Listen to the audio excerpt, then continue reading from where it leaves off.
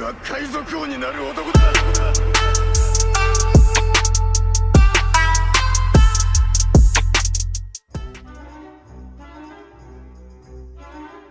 O Tauan Oliveira perguntou o seguinte: vocês acham que o Kaido conseguiria sair da gaiola do Doflamingo? Vocês são muito top, um abraço, mano. Se o Doflamingo chega numa ilha, faz a gaiola e tem um almirante ali dentro, e a gaiola simplesmente fecha com o almirante junto, porque a gente viu lá em Dressrosa que o Fujitora tava lá dentro e ele não conseguiu cortar essa gaiola, então significa até que os almirantes têm um nível abaixo de Yonkou, ou não, né, talvez eles sejam do mesmo nível. Já imaginou ali o Doflamingo prender o Kaido numa gaiola, fechar a gaiola e o Kaido morrer? Eu acho que o Kaido teria aquela limitação do fato dele ter um hack muito absurdo, assim como foi com o Lau não conseguir mover ele com sua fruta. Então talvez quando os fios chegassem perto da pele do Kaido, ele conseguiria revestir seu corpo de um hack tão forte que fosse capaz de quebrar os fios de Doflamingo. Mas é uma pergunta excelente, eu queria muito ver essa interação na obra e espero aí que o nosso Doflamingo volte pra guerra final. Vocês estão no canal Supernovas, o canal favorito do Eiichiro Oda. Meu nome é Samuel e estou aqui com meu parceiro Isaac. Fala galera! E esse é mais um vídeo de perguntas, onde a gente vai responder as perguntas que vocês nos mandaram lá no Instagram e na comunidade do canal. Próxima semana já vamos fazer outro post de perguntas para vocês mandarem, então fiquem tranquilos se as perguntas de vocês não foram respondidas nesse vídeo. E sem mais enrolação, bora direto para a próxima pergunta. E continuando esse assunto sobre o Doflamingo, o Thiago perguntou: vocês acham que o Doflamingo irá escapar de Impel Down? Bom, a gente sabe que talvez aconteça uma nova fuga de Impel Down. Já teve uma, agora terá a segunda. Por quê? Porque a gente tem essa certeza que vai acontecer, porque o Bon Clay ficou lá, o Bon Chan, e ele não participar da guerra final com o Luffy, reencontrar, ver o bando. Vai ser uma parada muito triste, a gente não quer isso. Tem muita gente boa no Newcomer Land, então talvez essa fuga realmente aconteça e não só pessoas boas saiam. Doflamingo pode ir junto, mas alguém ali que tá preso que a gente não sabe muito bem, mas fica aquela pergunta: o que o Doflamingo acrescentaria a mais na história? Talvez ali na parte final da obra, na guerra final, ele novamente se encontre com Luffy, se encontre com Law e tem um papel até na parte não de ação, não de luta, mas sim para acrescentar pensamentos, acrescentar coisas sobre os dragões celestiais, assim como talvez uma possível volta do Enel. A gente não vê ele sendo um vilão, ele querendo lutar com Luffy, mas sim trazendo coisas que ele aprendeu da Lua. Então o Doflamingo sabe muito bem o que aconteceu no século perdido, ou tem uma mínima ideia do que aconteceu, e por isso tem aquele discurso que ele dá no barco ali. Então caso ele apareça novamente, vai ser nesse contexto, é o que a gente acredita.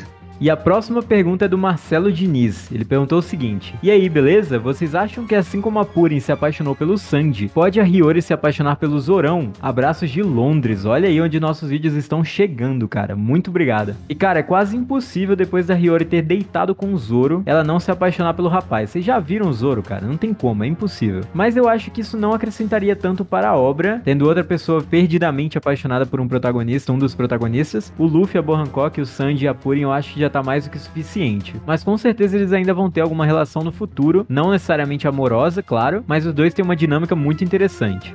E o Luiz Ney perguntou: salve, salve, sou muito fã do trabalho de vocês, valeu mano, tamo junto. Vocês acham que quando o Luffy chegar em Laugh Tale, estará alguém lá? Um guardião do tesouro ou até mesmo Barba Negra? Cara, muito obrigado pelo carinho e pela pergunta. Nós acreditamos que não necessariamente em Laugh Tale, porque Laugh Tale é uma ilha oculta e provavelmente ninguém consegue viver lá por tanto tempo. É basicamente uma ilha que tem alguma coisa muito grande, as pessoas vão, veem, no caso o Roger foi e viu o que tinha e saiu. Não é uma ilha que tenha fartura de comida, bebida, alguma coisa que dê pra sobreviver lá. É assim que nós pensamos. Porém, nós acreditamos que um pouco antes, no arquipélago de Roadstar, nós vamos conhecer Scopper Gaban, que é o único braço do Roger que falta pra ter um aprofundamento maior na história. Já tivemos o Rayleigh e o Crocus, e todos os dois indicaram parte de um caminho pra se chegar em Laugh Tale. E talvez o Scopper Gaban dê as últimas instruções pro Luffy pra chegar nessa ilha tão esperada, e quando chegar lá, vai ser só o bando do Luffy. Nem Barba Negra, nem Marinha, nem nada. Vai ser só o bando do Luffy descobrindo toda a verdade e o que eles têm que fazer a partir de agora com essa verdade. Eu acho que isso vai ser muito melhor do que ter alguém lá pra explicar, até porque não precisa disso. Como o próprio bando do Roger chegou lá e começou a rir porque eles entenderam toda a verdade sobre o século perdido, o nome dos D, eu acredito que o que quer que tenha lá naquela ilha seja autoexplicativo. E continuando o assunto do Roger, do bando e de Laugh Tale, vamos fazer a pergunta do Miyato Fábio. Qual é a relação entre um passado que precisou ser apagado da história com a risada do Roger?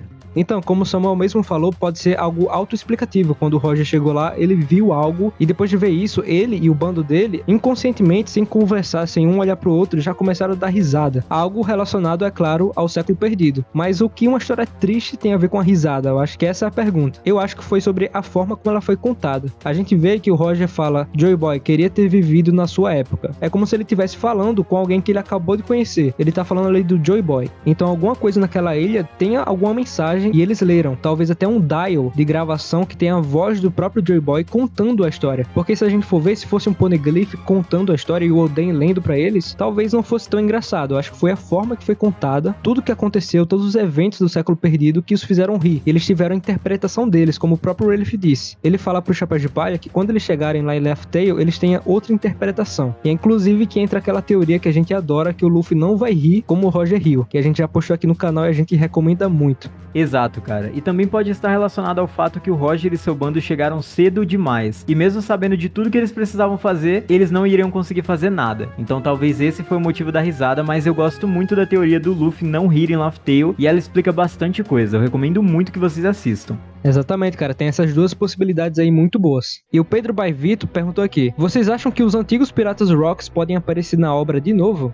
Cara, essa sua pergunta é bem interessante, pelo fato de que basicamente os Piratas Rocks já estão aparecendo na obra de novo. Temos aí a Big Mom, o Barba Branca, que protagonizou um arco inteiro. Temos o Kaido agora protagonizando o arco de Onigashima. E quase todos os outros Piratas Rocks apareceram no arco de Thriller Bark como zumbis. Mas falando especificamente do Rocks de Zebek, nós acreditamos que ele possa ter uma participação indireta em relação ao Barba Negra. Como todos vocês sabem, o Barba Negra se inspira no Zebek, tanto no nome de seu navio quanto na ilha onde ele fica. E por fim, no seu objetivo, que é ser o rei do mundo. Talvez o Barba Negra ainda cite o Rocks de alguma maneira. Eu gosto muito de imaginar uma perspectiva que o Barba Negra encontrou o diário de Rocks, porque nós sabemos que o Barba Negra tem objetivos bem determinados. Ele foi atrás da Yami Yami porque ele sabia exatamente da propriedade dela, de absorver o poder de outras frutas. Ele foi atrás da Gura Gura quando o Barba Branca já estava no fim de sua vida, e provavelmente agora ele está indo atrás de uma das armas ancestrais. E nós acreditamos fortemente que ele está indo atrás da Pluton em Alabasta. Então dá pra perceber que o Barba Negra sabe exatamente o que ele quer fazer e aonde ele quer chegar, e talvez isso tenha se inspirado de alguma forma nos objetivos de Zebek. Por enquanto nós sabemos muito pouco sobre ele, mas pode ser que em breve o Barba Negra nos conte um pouco mais da história desse pirata. Além disso, tem algumas variações dessa teoria que dizem que o Rocks pode ser revivido pela fruta do Moria. Nós pessoalmente achamos isso bem fora da caixinha de One Piece, mas seria insano ver o Rocks voltando mumificado ou zumbificado ao lado de Barba Negra. E sabe o que é melhor que isso, cara? É porque talvez essa pergunta dele tenha algo relacionado a flashback, deles aparecerem em um flashback e não atualmente. Se aparecer em um flashback, como a gente viu aqui no capítulo passado, 1041, em que a Big Mom apareceu jovem, seria incrível ver todos eles reunidos, ver o Shebek, ver a Big Mom, ver o Kaido, ver o Barba Branca jovem. Seria sensacional, mas eu acho que é um sonho que todo fã de One Piece tem. A gente dorme, a gente sonha com isso e acorda e a gente vê que nada foi realidade, mas eu acho que nunca vai acontecer isso. É um sonho realmente. Exato, cara, mas mesmo sendo um sonho meio que distante, eu espero muito que aconteça, e depois do último capítulo eu acho que vai acontecer sim, e vai ser muito incrível. E a próxima pergunta é do FutJBR. Será que a fruta do Law é a fruta mãe de todas as frutas, capaz de assimilar poderes de outras Akumas no Mi após o seu despertar? Já vimos o poder da fruta do Luffy, Shikar, do Enel, Eletricidade, e agora do Coração, Silêncio. Será que daqui a pouco veremos o Law usar fogo, gelo, aumentar e diminuir o tamanho das coisas, entre outros? Cara, eu acho que essa pergunta aqui eu não preciso nem falar muito, porque eu acho que é uma ótima teoria. Inclusive, quando o Law usou o mesmo poder do coração, eu fiquei tipo, mano, como assim ele tá usando o poder de outra fruta com sua fruta? É meio que tipo roubado, vai além da fruta dele. A gente até comentou que talvez essa seja a fruta lendária que o Gorosei tá procurando, porque realmente essa fruta vai além do que ela pode fazer. E agora você comentou sobre esse lance do Luffy esticar o anel eletricidade, o que fomentou ainda mais esse nosso pensamento. E a gente tem que lembrar, né? A Ope Ope no Mi é a fruta suprema. Então, alguma coisa relacionada à história, ela vai ter, isso é uma certeza. É tanto que um dos personagens que é mais relacionado à história da obra, que foi até um dragão celestial, que é o do Flamingo, ele tava em busca dessa fruta. Então, com certeza a gente vai ver ela sendo mais explorada durante a obra. E a gente tem que lembrar também que existem várias frutas que meio que assimilam propriedades de outras frutas. O exemplo mais clássico é a do Luffy, a fruta da borracha que faz tudo que a fruta do Bellamy faz, só que melhor. Ele basicamente usou o mesmo ataque, inclusive ele fez a mesma coisa coisa que o Bellamy no arco inteiro, o que torna a fruta do Bellamy meio inútil se for comparar com a Gomu Gomu. Talvez o fato do Lau poder fazer qualquer coisa dentro da Arum seja basicamente isso, não necessariamente uma capacidade de assimilar poderes de outros Akumas no Mi, mas é um pensamento realmente muito interessante.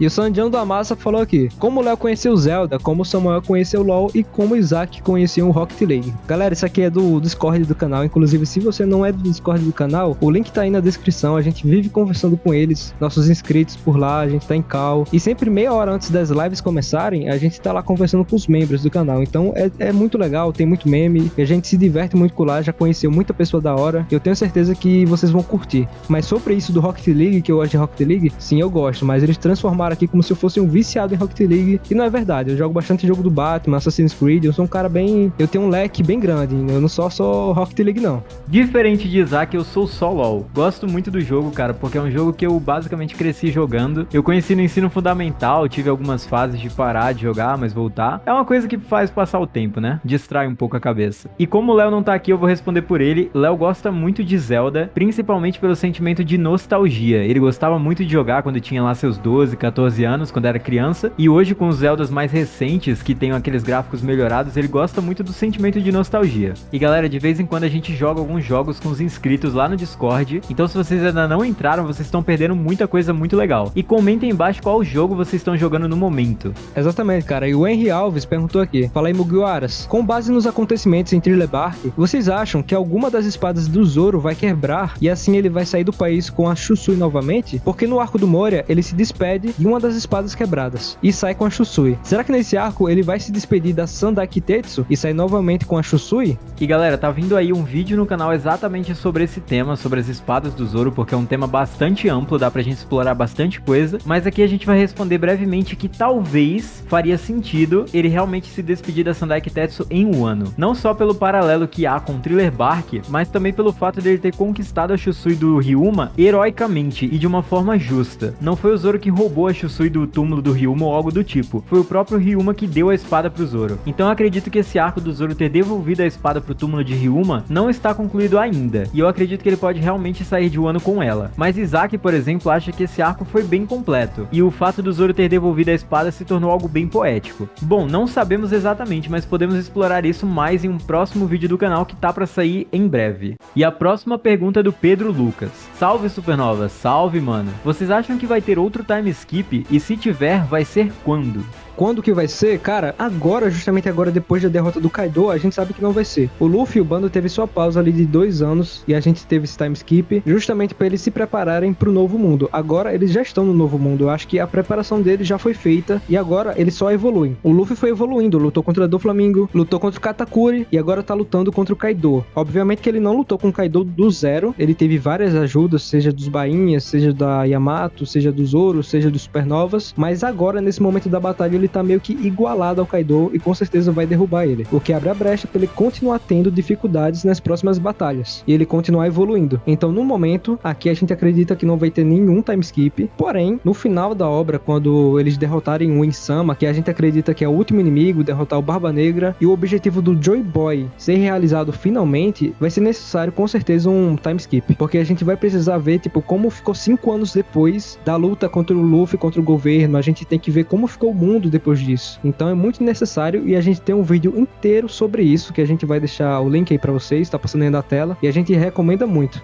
E o Lincoln perguntou: o jeito que apresentam o canal é quase igual aos mistérios de One Piece. Continuem assim. Cara, muito obrigado. E aqui ele continua: acho que a Big Mom foi derrotada mais pelo ego. Achei justo a derrota dela. Uma imperatriz que zombou e duvidava da própria derrota se não fosse vinda de um outro Yonkou. Serve de lição que um fraco inteligente consegue sim derrotar uma forte ignorante. Assim como o Ace foi derrotado. Acho que ela era mais forte, porém, muito apavorada. Abraço, gente. Manda salve para Guarapari, Espírito Santo. Um salve para todos vocês, mano, de Guarapari, Espírito Santo. E cara, eu gostei muito do seu pensamento, nem foi uma pergunta, mas eu gostei bastante. Eu pessoalmente gostava muito da Big Mom, na verdade ainda gosto, mas eu gostava muito dela antes, principalmente no arco de Holy Cake, que foi basicamente o seu auge, onde ninguém conseguia machucá-la de nenhuma forma, eles tiveram que fazer um plano gigantesco e conseguiram apenas tirar uma gota de sangue do joelho dela. E aqui em Wano eu senti que o Oda deixou ela um pouco de escanteio, e eu demorei um pouco pra aceitar que ela tinha perdido pra 2 Supernovas. Eu tentei arranjar argumentos na cabeça pra dizer que o Oda tava errado, que o Oda tinha se equivocado, que o Oda tinha tenha perdido o rumo narrativo, mas parando pra pensar agora, depois de alguns capítulos, eu tenho uma opinião bem parecida com a sua. Realmente ela perdeu basicamente pela sua própria arrogância, de subestimar os garotos da nova geração. Inclusive várias frases dela mesma comprovam isso. Ela falando que já levou vários garotos assim para o fundo do mar e dizendo que eles não poderiam a derrotar porque ela era a Big Mom. Isso acabou sendo a causa principal de sua derrota, o seu próprio orgulho. E fazendo aqui um estudo da personagem, nós acreditamos que a Big Mom, por ter ficado tanto tempo em Totoland, cercada por seus filhos, por um exército de filhos que a protegiam, e pelo fato dela ser considerada um balão de ferro que ninguém conseguia penetrar, ela acabou se acomodando um pouco. Imaginem quanto tempo faz que a Big Mom não luta. Nós acreditamos que desde a época dos Rocks ela tem se acomodado um pouco, não tem treinado como antes. Nós acreditamos até que ela era mais forte que o próprio Kaido, até porque ela era mais velha e mais experiente que ele. Então faz sentido ela ter perdido pro Law e pro Kid justamente pelo fato dela ter acreditado muito na sua própria vitória e ter subestimado dois dos supernovas mais fortes.